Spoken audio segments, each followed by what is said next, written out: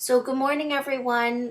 Today, I was thinking a little bit, well, kind of a lot, about just what's been happening on the news as far as, well, with politics and with all of that stuff.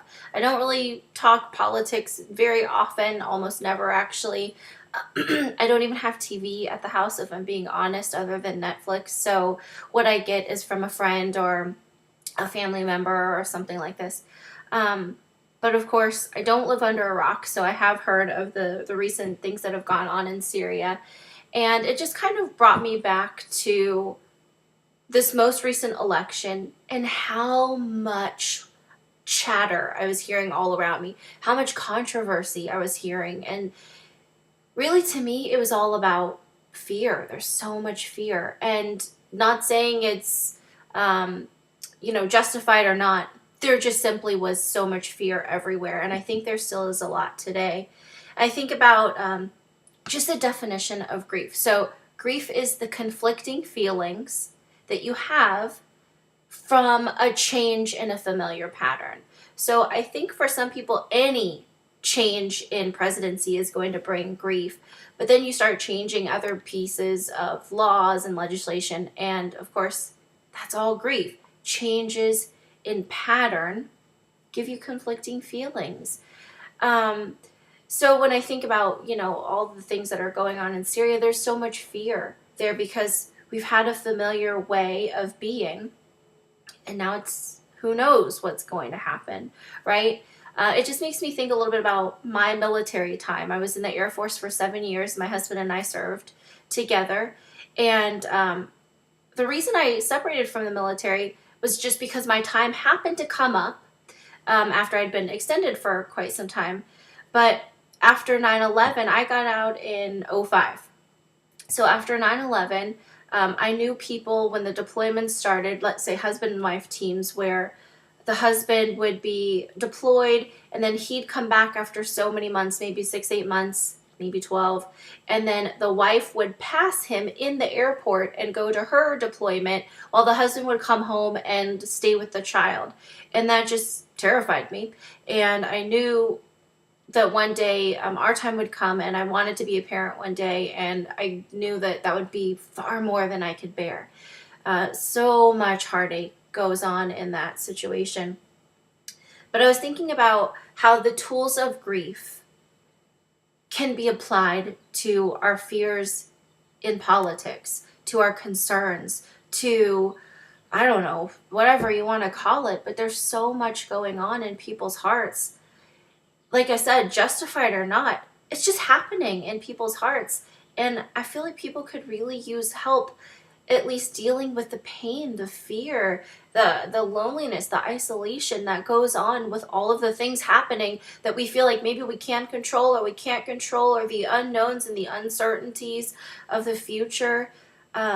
Imagine if you had tools to help take away a lot of that heartache, that anxiety, that worry that you have regarding things of the future, and we don't even know what's coming in the future. So we spend so much time and energy worrying about the future or the past, and we don't have any control over those.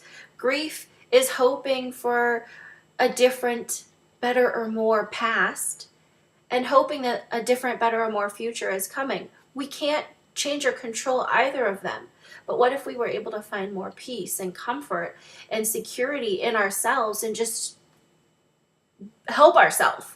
Imagine how you would feel every day, knowing that you do have tools to help your own heart, to help you stay right here in this present moment and put less worry and fear in the past or the present. So the tools of grief recovery, they can be used on politics that are bringing you worry and angst and fear and heartache.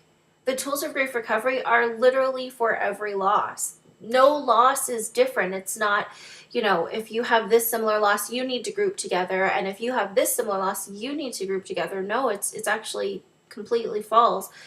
All loss is the same. It's all the same. Grief is different better, or more. So what you wish would have been different, better, or more, what you wish will be different, better, or more, the different hopes, dreams, expectations that you have for your future that may or may not be realized because of a death or a deployment or whatever.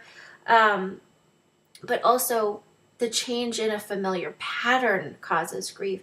If you really allow your mind to think how many familiar patterns that can be changed, just flipped upside down, and left you with, hey, but I was expecting, oh, that really hurt, oh, that was scary. That's grief.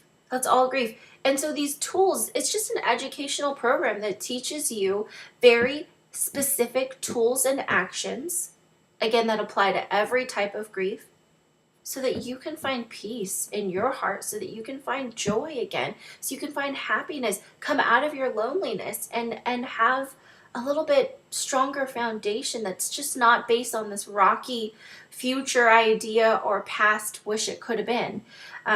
So if you feel like grief could be really helpful to you, the tools of grief recovery, that they could be really helpful for you, I hope you'll call. Look in griefrecoverymethod.com. Search for your nearest person. Get some tools. Get some help. You don't have to deal with all of this political stuff by yourself because it's grief and we don't have tools for that. So find someone who can teach you the tools. Do it. Give your all. Help your heart. Love you.